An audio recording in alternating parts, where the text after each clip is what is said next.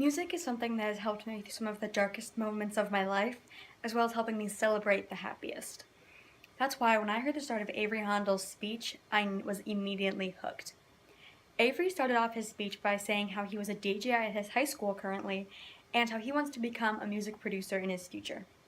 That pulled me in instantly because, me being a musician myself, I wanted to hear what he had to say.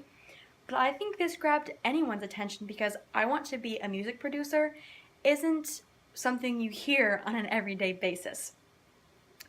I want to talk about Avery's structure of his speech, a strength that he had, as well as an area of improvement to make him an even better speaker for his next given speech. Avery's thesis was, "I believe in the importance of music." This pulled me in obviously because I love music myself. I want to hear what he had to say. But his structure was something very unique.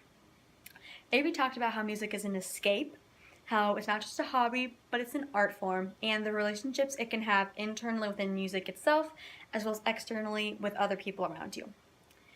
What was interesting about Avery's speech structure is that he related each point to the next and the next after that.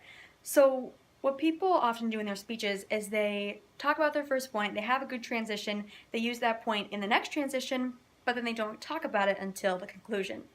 What Avery did is he used each point in every other point and the conclusion. So he made everything interrelated in his speech, which I think was effective in giving the point that music itself is interrelated.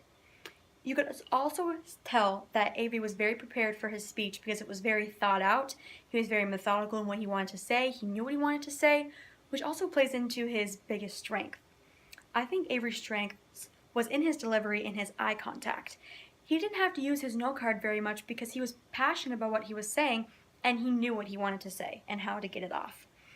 His eye contact is what drew his audience in, because when someone is speaking to you and you're looking down at the floor the entire time, it kind of gives an off feeling to yourself and the person speaking.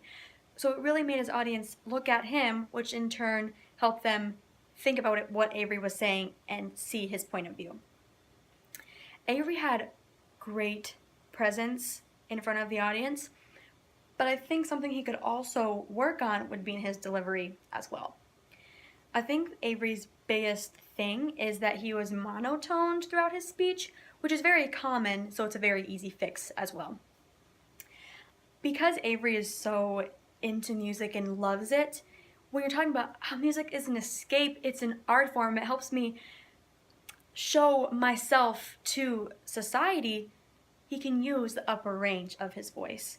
That would add even more emotion and make people see, yes, he really is passionate about this, because you can tell that in his word choice.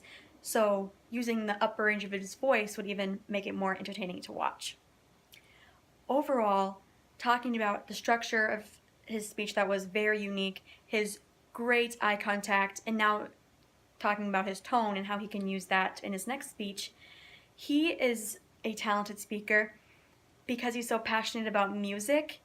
He can find another outlet in public speaking because music and speaking are very interrelated. I think that Avery has a great future for his speaking, and I can't wait to see how he uses this as another outlet for himself.